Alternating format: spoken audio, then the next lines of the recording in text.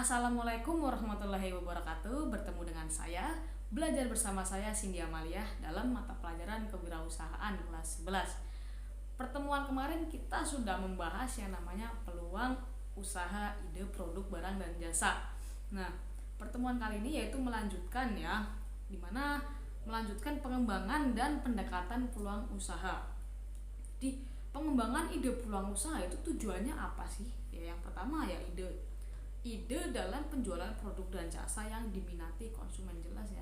Ketika kita menemukan peluang usaha ya, kita memikirkan peluang usaha produk dan jasa itu harus diminati oleh konsumen yang benar-benar konsumen ini peminatnya itu banyak ya.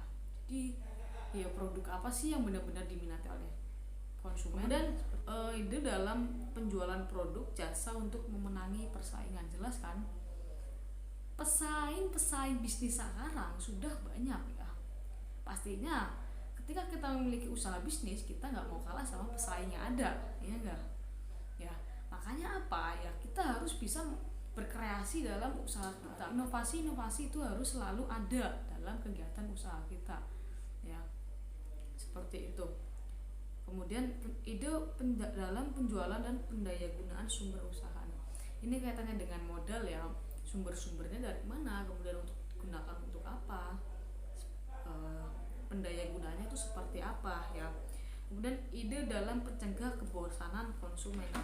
Ini yang paling penting yang perlu kalian perhatikan ya, bahwa konsumen itu kan pasti merasakan bosan ya dengan produk-produk yang ada. Misalkan kok produknya ini aja sih, variannya seperti ini ya, atau jasanya begini amat ya, hasilnya seperti ini, nggak ada yang ibaratnya baru atau istilahnya yang monoton ya. Kalau kalian tahu yang namanya usaha capcin ya, capcin itu kan cappuccino cincau. Waktu pertama itu kan ya cincau cappuccino dengan cincau saja ya, rasanya cappuccino dan ditambah dengan cincau. Nah, untuk sekarang ini capcin itu lebih banyak variasinya ya, mereka bisa mengembangkan inovasi-inovasi baru ya, seperti penambahan varian rasa, ada red velvet, kemudian taro, hazelnut, ada tiramisu dan lain-lain ya. Kemudian ditambah lagi dengan topping ya, topping menambah hiasan taburan di atas capcin tersebut ya, seperti ya susu, karamel atau seres ya, choco chip, keju ya. Itu merupakan inovasi-inovasi sehingga konsumen itu tidak merasa bosan. Jadi ketika datang ke toko capcin itu, maka pilih varian rasanya itu banyak ya, nggak cuma capcin aja gitu. Nah, kemudian ada langkah-langkah dalam pengembangan ide usaha. Yang pertama apa? Jelas ya, menetapkan pengembangan ide peluang usaha itu dengan jelas. Sekali lagi, peluang usaha kita itu harus dengan jelas-jelas dibikin, sehingga itu bisa menjadi patokan atau dasar usaha kita agar bisa berjalan lancar, berjalan atau bisa berdiri gitu. Kemudian menentukan tujuan khususnya. Jadi tujuan khusus peluang usaha yang sudah kita buat itu apa sih, harus ditentukan. Kemudian mengupayakan agar setiap karyawan ini memahami pengembangan usaha ya. Kemudian melaksanakan sistem pencatatan prestasi. Jadi setiap ada inovasi-inovasi lain di dalam usaha kita itu ya baiknya ya kita harus mempromosikan, wah ini loh ada yang terbaru di toko kita, ini loh produk yang terbaru di usaha kita ya. Kalau memang sudah ada karyawan ya yang seperti tadi itu, harapannya ya selalu memberikan prestasi, apresiasi kepada karyawan.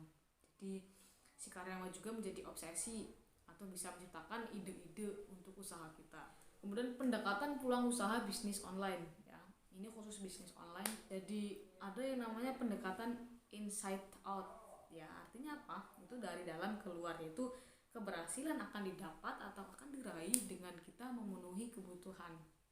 Jadi toko kita itu kebutuhannya apa sih pada saat ini?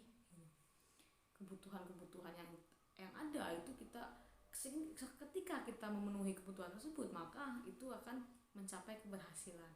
Nah, kemudian ada pendekatan outside in ya, dimana itu dari luar ke dalam ya, artinya kita terjun ke lapangan, kita melihat lingkungan sekitar ya, yang sekiranya belum ada di lingkungan tersebut itu apa ya, sehingga kita bisa menciptakan kebutuhan tersebut, kita bisa menciptakan kekurangan yang ada. Itu sebuah peluang usaha ya. Nah, kemudian ada beberapa peluang usaha online ya. Yang pertama itu ada afiliasi Negoster ya, ini semacam platform di mana antara ada tiga belah pihak yang terlibat dalam platform ini ya, pemilik vendor atau perusahaannya atau pendiri dari afiliasi, kemudian ada afiliator, ini adalah orang-orang yang bergabung dalam afiliator ini ya, dan kemudian ada konsumen. Kemudian ada yang namanya jual produk di website sendiri ya, bagi kalian yang sudah memiliki website atau mempunyai website sendiri ya, kita bisa menjualkannya di website kalian sendiri. Tentunya dibutuhkan adalah website dan juga usaha ya. Marketplace, karena sudah banyak marketplace yang ada ya. Lebih gampangnya yaitu ketika di Facebook juga banyak ya. Jadi kalau yang aplikasi-aplikasi marketplace yaitu seperti Shopee, Lazada, Bukalapak, Blibli.com dan lain-lain. Kemudian dropshipper. Nah, dropshipper ini adalah orang yang bekerja sama dengan pemasok ya, dengan penjual ya, orang penjual. Dia meminta, ini loh aku ikut mempromosikan barang dagangan kamu dong, kayak gitu. Nah, jadi sehingga ketika ada orang yang mau beli, itu melihatnya dari si orang dropshipnya. Kemudian setelah itu si dropship ini itu memberitahukan kepada pemiliknya, ini loh ada yang mau beli, kirimkan ke ini ya. Berbeda dengan reseller ya. Kalau reseller dibuatnya, aku pengen beli ini dong tapi nanti aku mau jualin lagi. Nah, jadi kan si reseller itu kan mendapat harga yang sedikit ya dari si penjualan tersebut. Nah, ibaratnya kayak nyetok dulu baru si reseller itu menjualnya. Kemudian ada blogger. Blogger ini adalah orang-orang yang membuat cerita atau jurnal, artikel ya di web blog ya, kayak gitu. Usaha bisnis ini juga dapatkan ketika banyak pengunjung yang datang ke blog kita kayak gitu. Pada tahun 2015 sampai 2018 ini masih gencar-gencarnya banget. Bahkan satu hari itu bisa sampai 100 pengunjung. Tapi di tahun 2020 akhir sampai sekarang, bahkan ini blogger ini menjadi seorang blogger ini sangat sulit sekali karena persaingan yang sangat ketat di dunia teknologi ya. Kemudian cara-cara memulai bisnis online, tentunya pelajari mindset berbisnis yang baik ya. Tentukan produk yang ingin dijual jelas, kemudian target pasar yang dituju konsumennya siapa, apakah orang dewasa atau anak-anak ya, atau remaja atau anak sekolahan ya, harus jelas. Kemudian membuat toko online jelas atau website. Jadi ketika membuat toko online ya ibaratnya kita punya medsos ya, atau IG atas nama toko online tersebut tokonya.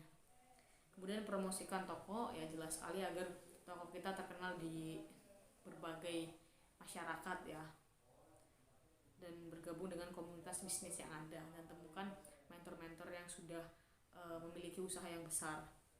Kemudian keuntungan bisnis online jalan ya, ini jelas ya, ini menjangkau pasar yang sangat luas, nggak terbatas ya. Kemudian memangkas biaya karena tidak perlu membangun sebuah bangunan toko ya, kita bisa di rumah, bisa kapan saja, siapa saja, di mana saja, asalkan ada jaringan internet dan juga HP atau laptop ya, untuk bisa, tentunya ada produknya jelas. Jangan sampai kita promosi tapi nggak ada produknya, apa gitu, kosong, itu penipuan ya, jangan sampai seperti itu. Jadi itu saja yang kita pelajari hari ini atau pertemuan kali ini. Cukup sekian, terima kasih. Wassalamualaikum warahmatullahi wabarakatuh.